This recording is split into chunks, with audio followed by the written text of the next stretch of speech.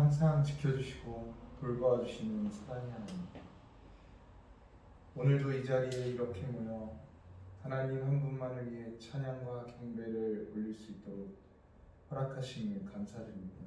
아멘. 이번 한 주도 하나님의 백성으로 살아가지 못한 것을 회개합니다. 세상 속에서 한 주를 살아갈 때 우리의 눈과 귀를 영적으로 어루만져 주시고 매 시간마다 하나님 아버지를 찾는 귀한 아들, 딸들이 될 수 있도록 인도하여 주세요. 세상 어떤 것보다 하나님의 백성이 귀하다는 것을 저희 참되인의 교회 성도님들을 통해 전파될 수 있도록 큰 은혜를 내려주세요. 하나님 아버지, 지금은 코로나19로 인해 전 세계적으로 많은 피해와 고통 속에 하루하루를 살고 있습니다. 어떤 이유에서인지는 저희가 알 수 없으나 이 전염병을 통하여 인내와 소망으로 하나님을 더욱더 많이 찾고 부르짖고 간구하게 하여 주소서. 또한 인자하신 하나님의 손길로 경제적으로나 심적으로나 힘든 부분을 어루만져 주시고 사랑과 은혜로 보살펴 주시길 간절히 소망합니다. 세상 어떠한 작은 일이라도 주관하시고 보살펴 주시는 하나님, 이 세상은 지금 인간을 통해 급속도로 변하며 환경이 파괴되고 많은 기후 변화가 재앙처럼 다가오고 있습니다. 인간이 하나님께서 주신 자연과 함께 공존하며 건강하게 살아갈 수 있도록 지혜를 주세요. 전 세계의 의정자들이 하나님의 나라를 위해서 귀한 쓰임을 받을 수 있게 하시옵소서. 이제 2020년 한 해도 저물어가고 있습니다. 주님께서 주신 이 귀한 시간을 잘 마무리하고 새롭게 다가오는 2021년 한 해를 위해서 기도로 준비하는 참된 은혜 교회가 될 수 있도록 허락해 주세요.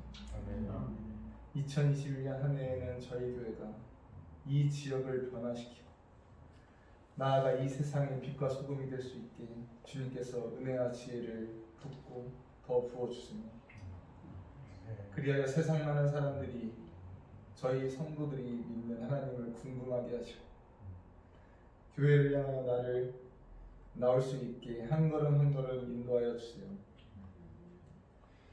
예배하기를 즐거워하고 말씀을 나누고 전하는 일에 힘쓰는 귀한 어린 양들을 보내주시길 간절히 바라고 원합니다. 이곳에 세우신 하나님의 귀한 목자 이재선 목자님을 기억하시오. 그의 입술을 하나님의 권능과 권세를 선포할 때마다 기도하는 모든 성도들의 마음을 어루만져 주시고 하나님의 은혜가 철철 넘치는 역사가 일어나게 하여 주십시오. 아버지 하나님, 이 모든 순간, 이 모든 공간 하나님 한 분만이 홀로 영광 받기를 소원하며 살아계신 예수님의 이름으로 기도드립니다. 아멘.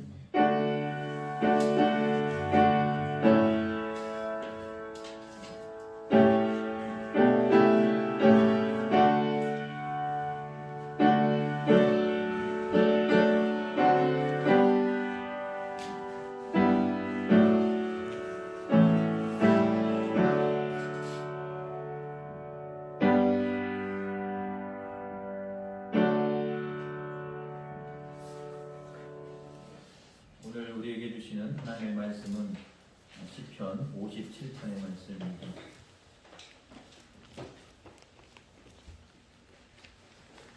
시편 57편 1절부터 11절까지 말씀 함께 보도록 하겠습니다. 시편 57편 1절부터 마지막 절까지 한 절씩 교독하고 마지막 절을 함께 읽도록 하겠습니다.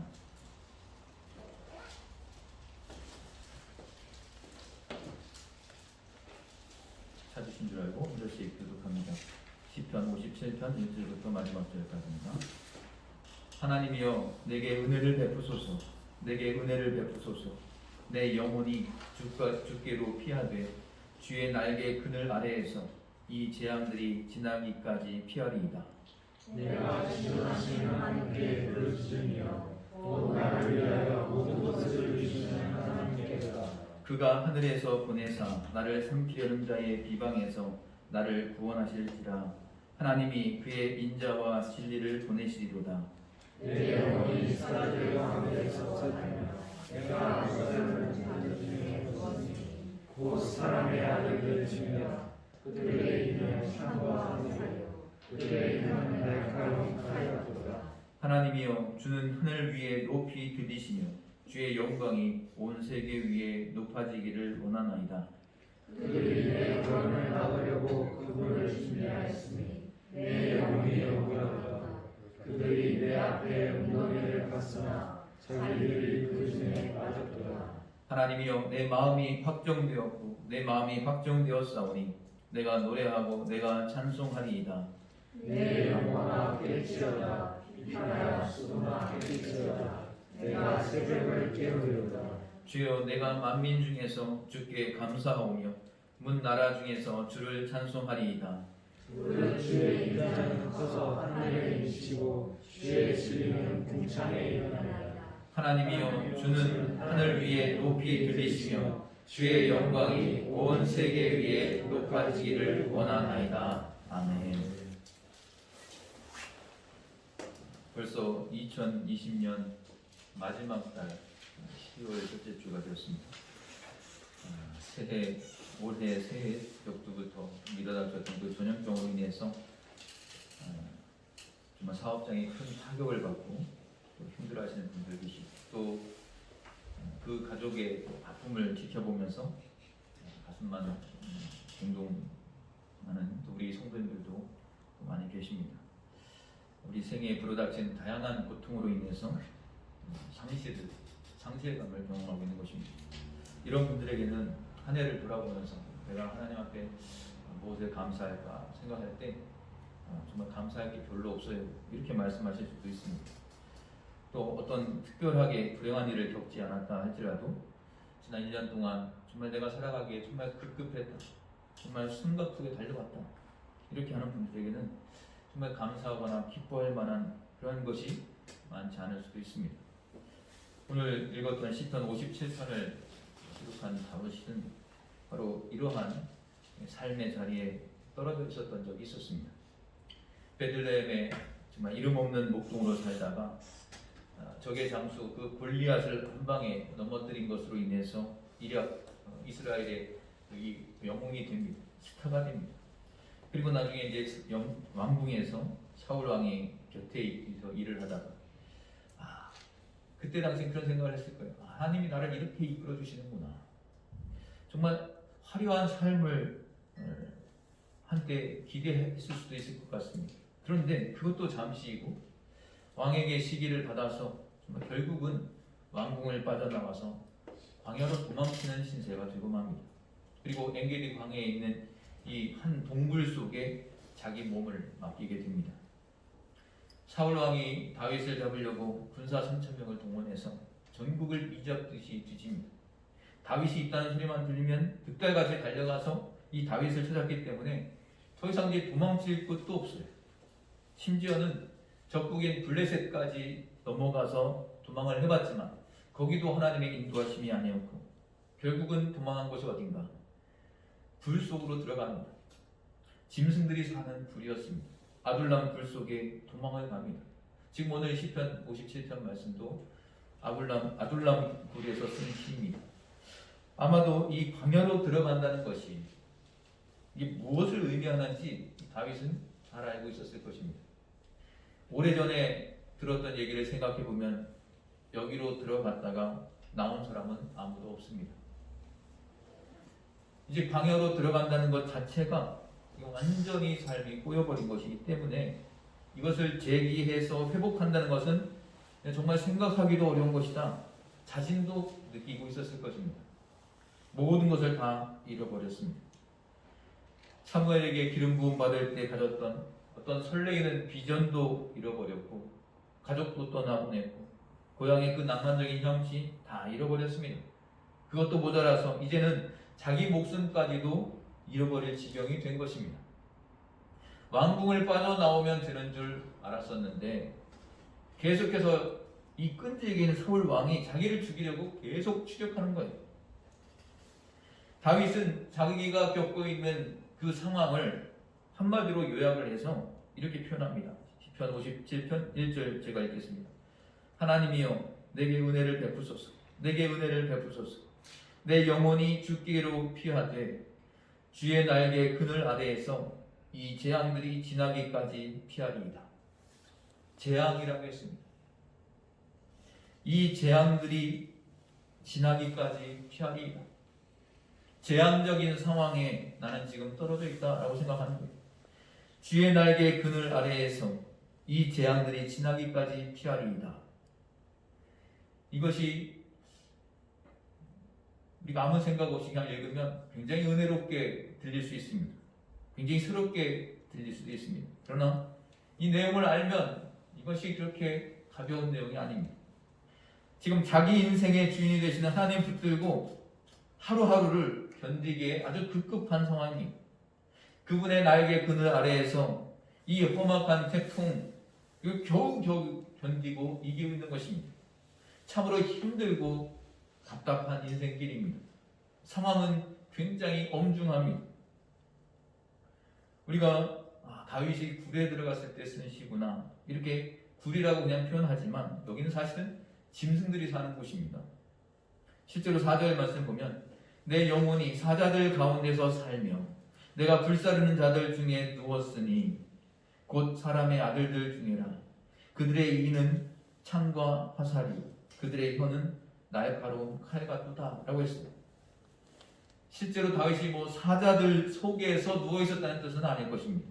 정말 그 굴은 사자와 같은 그 짐승들이 그냥 그곳에 기거하는 곳이었고 온 사방에 사자가 둘러싸고 있는 것처럼 사람들이 자기를 죽이려고 한다라는 뜻입니다. 이 굴이 또 한 가지 의미하는 뜻은 사울 왕이 이 다윗을 수색하려고 3,000명을 데리고 옵니다. 그리고 수색을 다니다가 이 사울 왕이 용변을 보려고 굴 속에 들어갔습니다.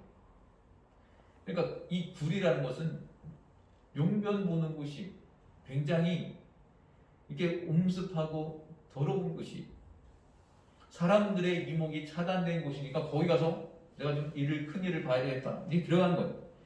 거기서 용변을 보고 있는 사울 왕, 바로 그 속에 누가 있었습니까? 다윗이 있었습니다. 사실 마음만 먹었으면 사울은 그때 죽을 수 있는 거예요. 뒤에서 그냥 칼로 치면 죽는 거죠. 그러나 다윗은 거기서 사울 왕을 죽이지 않는 살려주는 기사가 또 나옵니다. 굴이라는 것은 짐승들이 사는 곳이고 기껏해야 지나가던 사람이 잠깐 들어와서 용변 보는 곳입니다. 그곳에서 살고 있습니다. 다윗의 심정이 얼마나 비참하겠습니까?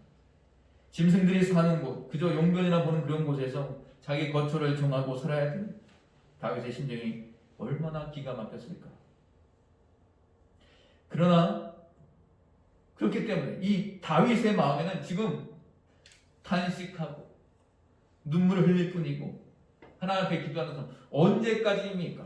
내가 언제까지 이러고 살아야 됩니까? 그럴만하지. 다윗이 그저 그런 탄식의 기도만 드리고 있습니다. 그것이 이제 1절부터 3절까지의 말씀입니다. 다윗은 아무것도 할 게 없었습니다. 이제는 더 이상 도망갈 데도 없습니다. 다윗은 그저 하나님 앞에 눈물로 기도하고 하나님께 하소연하고 하나님 언제까지입니까? 우리가 코로나19 언제까지입니까? 늘 이거 기도하는 그런 심정입니다. 그렇게 탄식하는 기도밖에 할 수가 없었습니다. 그런데 다윗이 그렇게 기도하다가 마음속에 딱 하나가 깨달아지는 것이 있었습니다. 그것은 내가 하나님을 믿으면서 이렇게 눈물과 탄식으로만 탄식으로 이런 기도만 하고 있어야 되겠는가? 비록 자기가 지금 있는 곳이 짐승이나 사는 그런 굴 속에 들어와 있지만 다윗은 자기가 하나님 앞에 이렇게 눈물로 탄식하고 절망하고 낙심하는 것이 믿음에 합당하지 않다라는 생각이 들었어요. 다윗의 마음속 이건 아니다. 내가 이러고 있는 게 아니다. 나는 아무것도 할 수 없다고 생각했었지만 그게 아니구나. 내가 할 수 있는 게 있어. 이런 생각이 들었습니다. 뭔가 할 수 있다는 생각이 들었습니다. 그래서 그 생각을 결단하게 됩니다. 그렇군요. 하나님 내가 그렇게 할게요. 그렇게 하면 되겠네. 이런 마음으로 자기 나름대로의 확정을 한다는 겁니다. 그게 7절 말씀입니다. 7절을 보시면 하나님이여 내 마음이 확정되었고 내 마음이 확정되었사오니 내가 노래하고 내가 찬송하리이다. 내 마음이 확정되었습니다. 주님 이렇게 부릅니다. 어떤 마음이 확정되었다는 것인가? 내가 무엇을 노래하고 무엇을 찬송한다는 말인가? 바로 지금 여기에서 내가 지금부터 이제 앞으로 어떻게 살지를 내가 결정하였다라는 겁니다. 지금까지는 계속 떠밀려 도망다녔어요. 지금까지 떠밀려서 와 있는 이 삶의 자리를 이제는 어떻게 지금부터 살아갈지를 내가 확정하였다라는 뜻입니다. 내 마음이 확정되었고 내 마음이 확정되었습니다. 하나님 지금 이 순간을 하나님과 함께 살아가며 하나님과 함께 헤쳐가기로 결정했습니다. 주님 지금까지 이렇게 질질질 끌려다녔어요. 또 이 삶이 맨날 쫓겨다니는 삶이었습니다. 그저 하루하루를 견디며 살아내기가 급급했습니다. 그러나 이제부터는 내 마음이 확정되었사오니 나는 영혼을 소유한 사람처럼 지금 이 순간을 살아가기로 결정했습니다. 이 뜻이에요. 그래서 내가 노래하고 내가 찬송하리이다. 다윗이 그 마음에 확실히 정한 게 있어요. 이렇게 해야 되겠다. 불 속에서 다윗이 도망가서 숨어있는 처지 할 게 뭐가 있겠습니까? 그게 무엇인가? 노래하겠다는 거예요. 거기서는 다른 거 못해도 노래할 수 있잖아, 찬양할 수 있잖아 하는 겁니다. 하나님은 살아계시고 하나님은 나와 함께 계시고 지금 하나님은 분명히 나와 함께 계신 것을 믿는다는 거예요. 하나님은 만왕의 왕이신 하나님은 나를 건져내실 하나님이라는 사실을 그 마음에 믿고 나는 찬양하겠다는 거예요. 그분을 찬양하겠다는 겁니다. 그래서 내가 가락에 맞춰 노래를 부르겠습니다 라는 거예요. 제가 울고불고 한탄하고 탄식할 것인가 아니면 찬송하고 노래를 부를 것인가, 그것은 본인이 결단하기에 따름입니다. 지금의 현재의 상황은 탄식할 형편입니다. 절망할 처지입니다. 그런데 그 상황 속에서 다윗은 나는 노래하겠다, 나는 하나님을 찬양하겠다라고 자기가 마음의 결심을 붙였다는 겁니다. 구원의 하나님을, 승리의 하나님을, 하나님의 살아계심을 내가 노래하겠다라고 결심을 했다라는 겁니다. 바로 이것이 8절 말씀 제가 한번 읽겠습니다. 내 영광아 깰지어다, 비파야 수금아 깰지어다, 내가 새벽을 깨우리로다 라고 되어 있습니다. 내가 새벽을 깨우리로다. 보통 이 구절을, 사실 이 말씀을 가지고 내일부터 새벽 기도회니까 내일 꼭 나오세요, 이거 설교할 때 사실은 내가 새벽을 깨우리로다 이 설교 많이 하시는 구절입니다. 그런데 이 새벽은 어떤 것을 의미하는가 하면 내일 새벽 기도에 나오세요 이런 의미가 아니라 사실은 그 깊은 의미는, 여러분 새벽을 다시 한번 생각해 보시죠. 누가 깨워서 새벽이 생기는 게 아닙니다. 새벽은 시간이 지나면 그냥 오는 것입니다. 밤이 지나면 새벽은 오는 거예요. 다윗이 새벽을 깨우리라 라고 했던 이 말은 우리가 밤이 지나고 자연스럽게 시간이 지나면 오는 새벽을 말하는 게 아니라 그의 영혼을 말하는 것입니다. 다윗이 아둘람 불 속에 들어와 보니까 자기도 모르게 환경에 눌려버리는 거예요. 자기가 너무 비참해 보이는 거예요. 자기가 너무 불쌍해 보이는 거예요. 그런데 그건 아니라는 것을 알고 있어요. 나는 여전히 하나님이 함께 계시는 사람이잖아. 내가 왜 이렇게 두려워하고 왜 이렇게 슬퍼하고 왜 이렇게 탄식하고 있지? 다윗은 내 영혼에 문제가 생겼구나, 이것을 깨닫게 된 거예요. 그래서 8절에 내 영광아 깰지어다 라고 했는데 사실은 원어는 내 영혼아 깰지어다, 이게 맞아요. 이렇게 말을 한 것은 지금 내가 새벽을 깨우겠다, 이 얘기는 자기 영혼이 지금 어둠 속에 완전히 잠겨버렸다라는 것을, 아주 깜깜한 한밤중에 들어가 있다는 것을 깨달았다는 의미예요. 이걸 깨겠다는 겁니다. 다윗이 영혼을 깨우겠다라고 이렇게 말을 한 것은 우리가 밤이 지나서 그냥 자연스럽게 오는 새벽은 일부러 깨울 필요도 없고 깨워서 될 일도 아니고 우리가 가만히 있어도 오는 것이 새벽이지만 내 영혼의 새벽을 깨워야 된다는 것을 알았다는 거예요. 여러분 혹시 이 시간에 정말 우리 영혼이 너무 공고하니까, 너무 힘드니까, 우리의 환경이, 우리의 여건, 우리의 처지가 정말 이 아둘람 굴 속에 있는 다윗과 같은 처지, 이 굴 속에서 정말 하루하루 연명하고 있는 노숙하는 그런 처지, 그런 상태에 계신 분들이 혹시 계십니까? 그런데 이런 상태, 이 영혼의 이 어둠 속에 있는 상태는요, 이건 때가 지나면, 시간이 지나면 언젠가 그냥 밝은 새벽이 자연스럽게 오는 게 아닐 수도 있습니다. 그 상태로 일주일도 가고 한 달도 가고 1년도 가고 평생도 갈 수 있어요. 이게 무서운 겁니다. 완전히 어둠에 눌려서 원망하고 탄식하고 슬퍼하고 어디 가서 그냥 내 하소연만 하고 싶고 내 얘기 좀 들어달라고 하면서 그냥 한평생을 끝낼 수도 있습니다. 내 영혼은 믿음으로 깨워야 내가 어둠에서 빛 가운데로 드러나게 되는 것입니다. 그래야 진정한 영적인 아침이 오는 것입니다.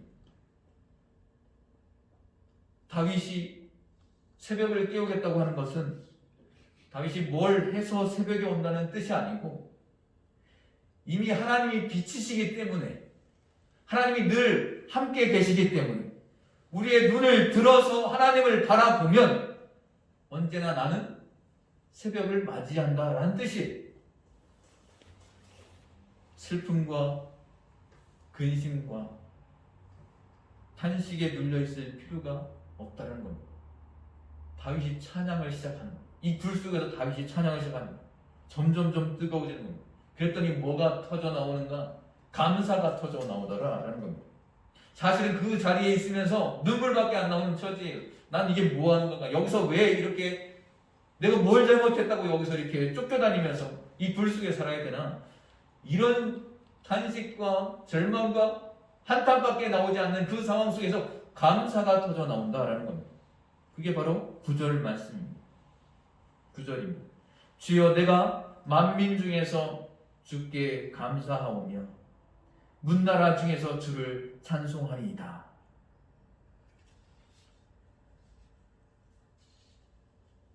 지금 아둘람 굴 속에서 노래를 부르고 있어요. 감사를 하나님께 드리겠다는 것입니다. 이것이 바로 새벽을 깨우는 것입니다. 근데 우리는 보통 이 굴 속에 들어가 있는 이런 상황이 되면 크게 셋 중에 하나예요. 내가 어떤 막 힘이 있으면 이 현실을 좀 떨쳐내려고 그럴 거예요. 그래서 내가 갖고 싶은 그것을 가지려고 막 애를 씁니다. 근데 그것이 안 되면요, 이 현실에 질질 끌려다닌다는 거예요. 정말 어쩔 수 없이 이 하루, 이 1년을 곁에 두고 사는 거예요. 그런데 다윗은 이때까지는 그렇게 살았지만 그러나 지금부터는 그렇게 살지 않겠다라고 결정한다는 겁니다. 아, 그래. 지금은 광야의 시간이야. 아무리 생각해도 내가 이런 고난을 당해야 되나? 이렇게 쫓겨다닐 그런 잘못을 한 것도 없는데 왜 사울왕이 나를 잡아먹지 못해서 이렇게 쫓아다니지? 왜 이렇게 나를 추격하지? 이런 생각을 하면서 이 광야의 시간을 원망을 하는 시간으로 보내는 게 아니라 이것을 철저하게 그냥 수용하겠다는 겁니다. 수용하기 시작했다는 것은 이 순간을 이제부터 내가 다른 마음으로 살아가기를 원한다라는 것입니다. 그 속에 있는 그 광야의 시간 속에 들어와 있는 이 놀라운 은혜의 손길을 보기로 결정을 하는 것입니다. 그리고 여기서 감사가 터져 나오는 것입니다. 9절 말씀 제가 다시 읽습니다. 주여 내가 만민 중에서 주께 감사하오며 문 나라 중에서 주를 찬송하리이다. 지금 감사하고 찬송하고 이럴 상황이 아니에요. 사실은 지금 이 밤이, 이 세상이 어떤 변화가 있습니까? 그렇지 않습니다. 환경이 바뀌었나요? 그렇지 않습니다. 고통스러운 상황은 다윗에게 그대로 진행되고 있습니다. 재앙과 같은 이런 상황은 여전히 그 다윗을 엄습하고 있습니다. 그런데 지금 57편 아까 전반부와 이 후반부가 전혀 분위기가 다릅니다. 지금 무언가를 다윗이 본 거예요. 뭔가를 느낀 거예요. 그 밤에 불 속에서 무엇인가를 깨달은 것입니다. 아, 그렇구나. 하나님은 이 불 속에 나보다 먼저 이곳에 달려오셔서 하나님의 은혜가 나를 기다리시고 주님의 은혜는 이 불 속에서도 여전히 손을 뻗쳐서 나를 감싸고 계시는구나. 이것을 깨달은 것입니다. 이 은총의 손길을 보게 된 것입니다. 여러분, 사람이 당하는 고통은 그 자체가 내 영혼을 파괴할 정도로 위협적인 것은 아닙니다. 문제는 그 고통이 만들어내는 부정적인 감정들이 우리의 영혼을 파괴시켜버린다는 겁니다. 현실은 그대로 있어요. 그런데 사물과 현상을 자꾸 옆에서 부정적인 생각들이 왜곡해서 그것을 다른 방향으로 보게 자꾸 옆에서 만든다는 거예요. 이러한 순간에는 이 불 속에 들어가 있는데 옆에서 하나님이 너를 지금도 사랑하셔. 아무리 그런 얘기 들어도 은혜롭게 들리지 않습니다. 피부에 와닿지를 않아요. 들리지가 않습니다. 그 고통 속에 있을 때 내 안에서 만들어내는 그런 부정적인 생각들이 내 심령과 영혼 속에 그 은혜가 역사하는 것을 도처에서 계속 가로막기 때문에 그것을 느낄 수가 없습니다. 그래서 오늘 57편 전반부에서 이런 감정에 휘달렸던 것 같습니다. 다윗도 앞에서 자꾸 그런 느낌, 그런 소리가 들리는 거예요. 너 이 광야에 들어와서 살아나가는 사람 너 봤어? 야, 네가 이 광야로 들어와서 이 불 속에 있다는 건 네 인생 이제 꺾인 거야. 더구나 사울 왕이 그렇게 수많은 군사를 데리고 너를 추격하고 있잖아.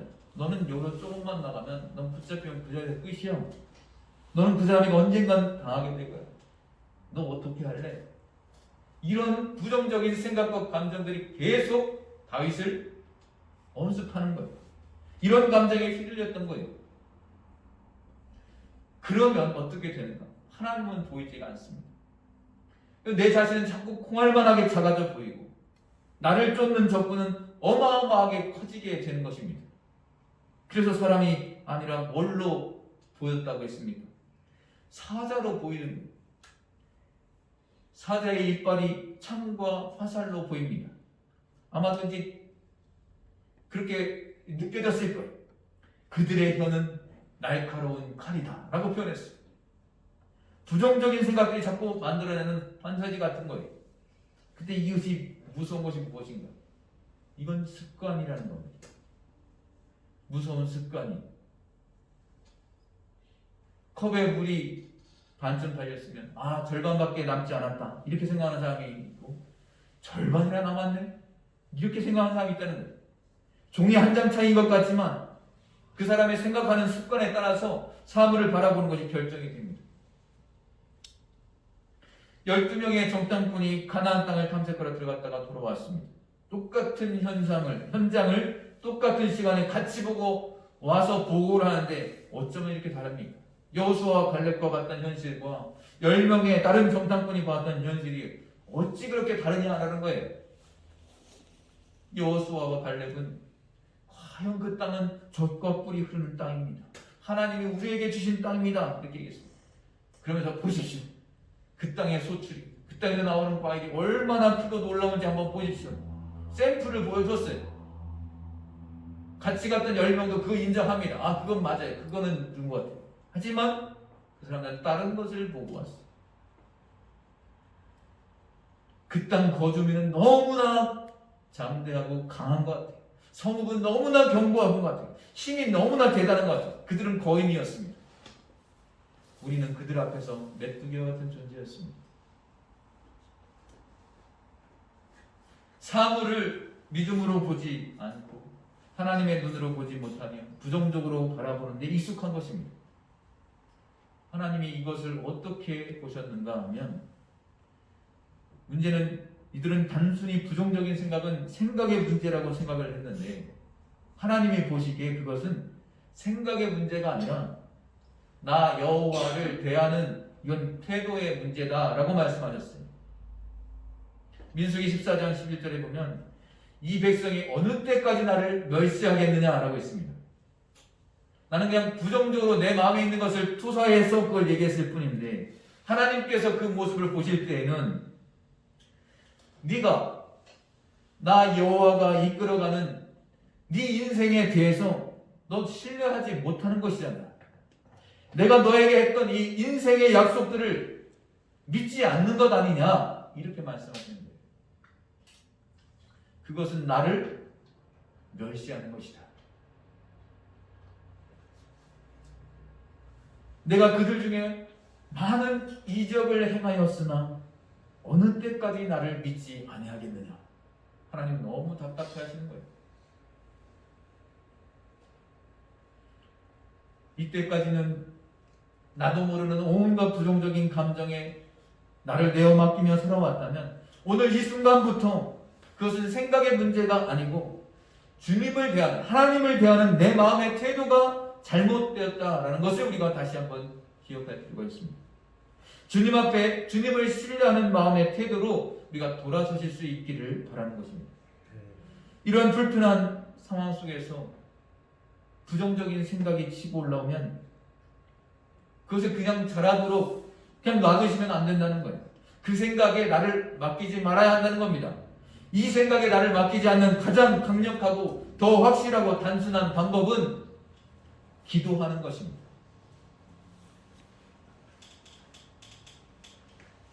기도는 내 속에 있는 마음의 소원을 하나님께 올려드리는 것뿐만 아니고 하나님 앞에 있는 내 인생을 들여다보면서 주님 앞에 내 삶을 가지고 가는 그런 순간인 거예요.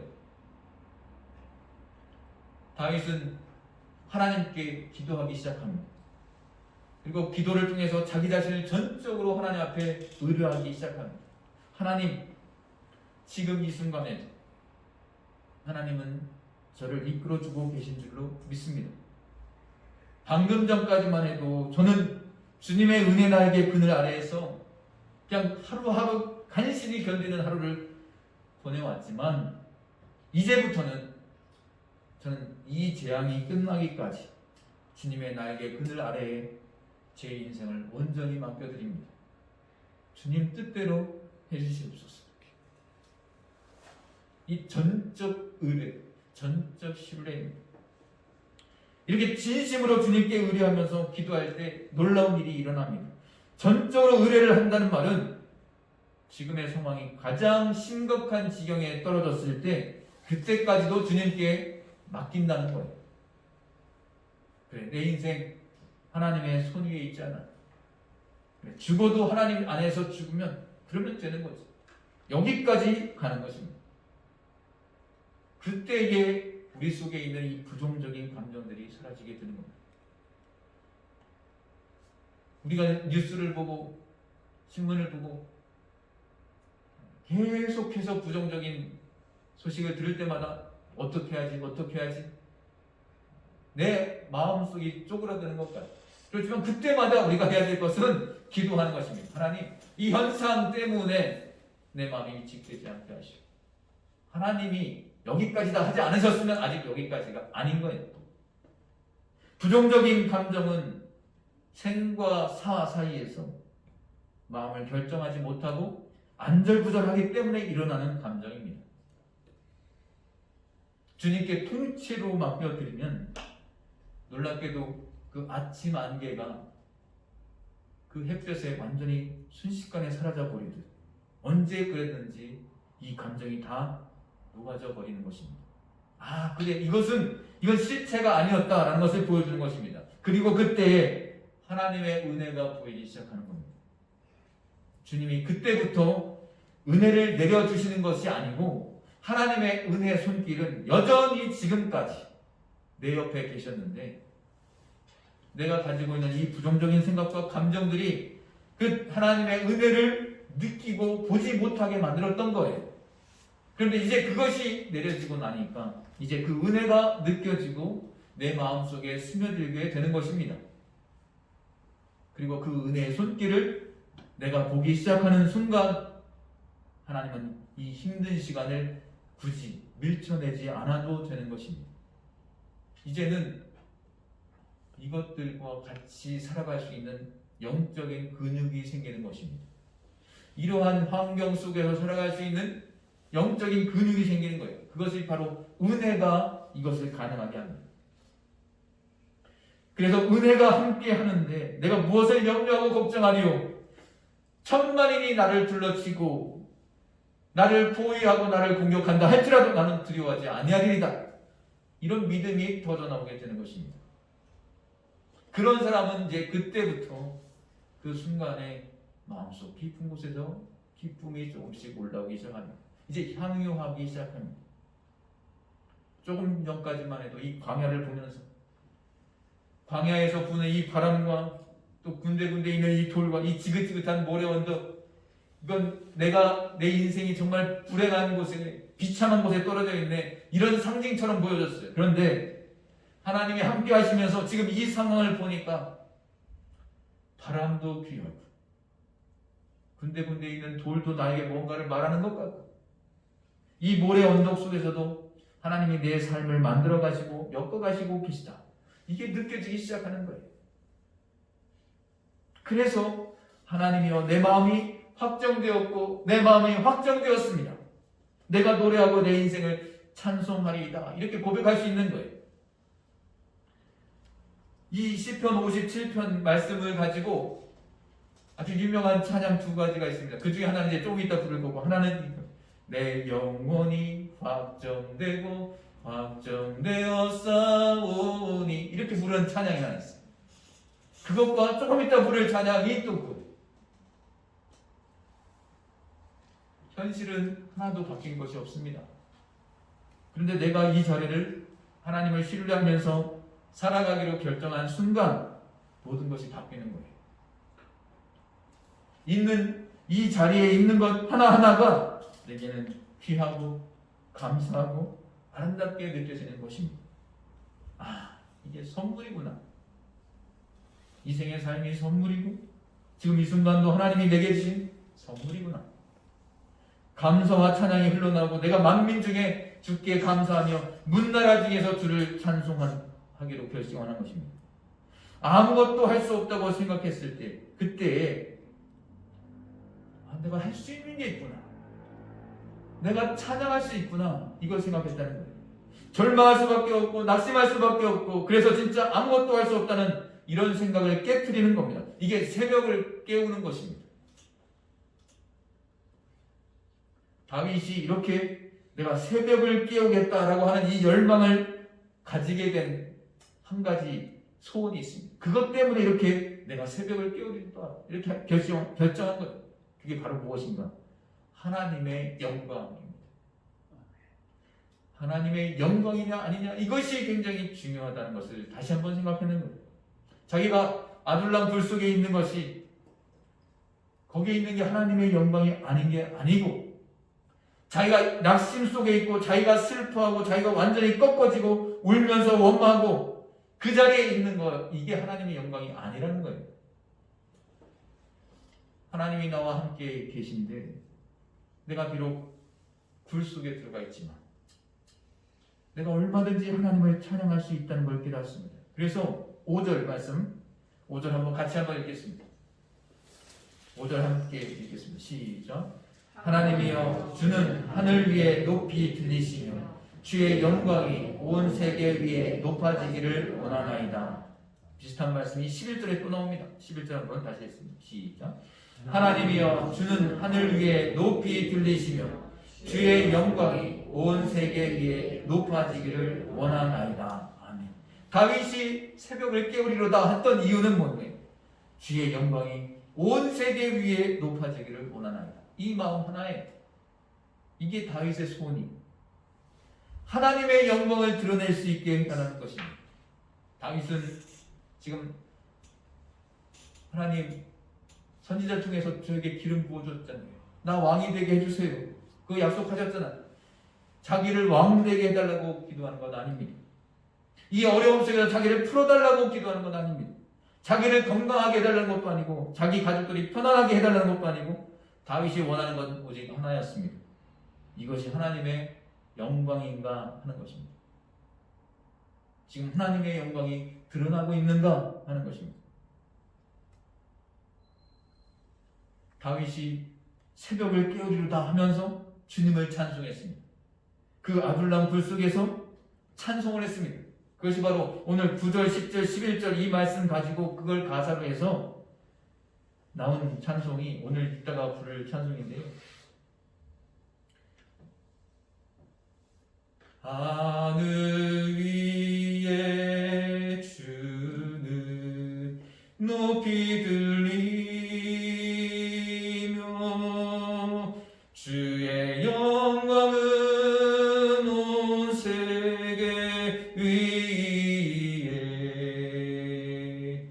하늘 위에 주는 높이 들리며 주의 영광은 온 세계 위에 이 말씀 가지고 부른 찬양이에요. 근데 이 찬양의 가사를 보면요, 이게 지금 불 속에서 도망치고 있는 사람이 부를 수 있는 이 가사일까? 이거 다시 한번 생각해 봐야 됩니다. 짐승들이 사는 이 불 속에 지금 이게 발견이 돼서 거기를 갔다 온 분들은요, 가서 보면 이 입구는 굉장히 작다고 합니다. 그래서 밖에서 잘 보이질 않는 거예요. 그래서 걸리질 않았던 거죠. 근데 그 불 속에 들어가면 굉장히 넓은 곳이 있다고 합니다. 한 전체적으로 빽빽하게 살면 한 200명 정도 여기서 살 수 있겠다라는 곳인데 실제로 성경에서는 그 불 속에서 400명이 함께 살았다고 기록하고 있습니다. 물도 없어요. 먹을 것도 없어요. 그 좁은 공간에 그 많은 인원이 살려고 한다면 너무 힘들고 짜증나고 낙심이 돼요. 그런데 그런 환경 속에서 그런 처지에서 다윗이 혼자서 이렇게 하나님 앞에 이렇게 찬양을 올릴 때 그 다윗과 함께 했던 무리들이 그 찬양하는 다윗의 모습을 보면서 무슨 느낌이 들었을까요? 탄식도 하고 짜증도 내고 그럴 만한 처지인데 다윗의 찬양을 들으면서 하나님의 영광을 올려드리고 높여드리는 그 다윗을 보면서 아 그래 우리가 지금 이 참 비참한 처지에 있지만 이 굴 속에 있지만 하나님은 살아계신다. 하나님 진짜 살아계신 하나님이 우리와 함께 계시는구나. 이 미래에 대한 희망을 보게 된다라는 겁니다. 아 우리는 여기서 끝날 존재가 아니구나. 그리고 그들이 같이 찬양을 부른다는 겁니다. 여러분 하나님께서 그 불 속에서 이 다윗이 찬양하는 것을 들으시고 또 그 모습을 보면서 그와 함께 했던 무리들이 하나님 앞에 찬양을 올려드리는 것을 하나님이 보실 때는 어떤 마음이었을까요?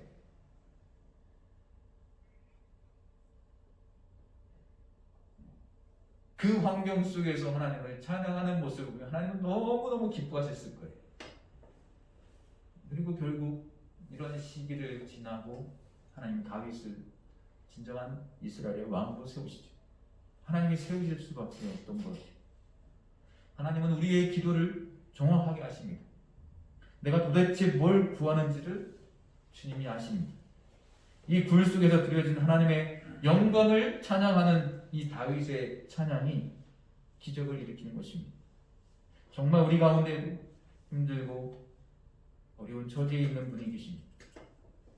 정말 답답하고 절망이라고 느껴지고 이제는 끝이라고 여겨지고 하나님 언제까지입니까? 언제까지입니까? 이 기도밖에는 할 게 없다고 여겨지는 분들이 있을 수 있습니다. 사람 만나면 너무너무 참 억울하고 화가 나고 내가 뭘 잘못했나 이런 걸 얘기하고 싶고 그런 처지에 있는 분이 계실 수 있습니다. 여러분 그런데 그 마음 속에 우리 마음 속에 계신 하나님은 살아계십니다. 지금 내 마음, 내 말, 내 기도가 하나님의 영광을 드러내고 있는가? 우리 자신을 돌아봐야 합니다. 만약에 그게 아니라고 한다면 우리가 이 시간에 진짜 새벽을 깨우리라. 다윗이 확정하고 결정하고 고백했던 것처럼 내가 새벽을 깨우리라. 이렇게 하셔야 됩니다. 내가 새벽을 깨우리라. 하나님, 제 마음이 정해졌습니다. 확정되었습니다. 나는 하나님을 노래할 것입니다.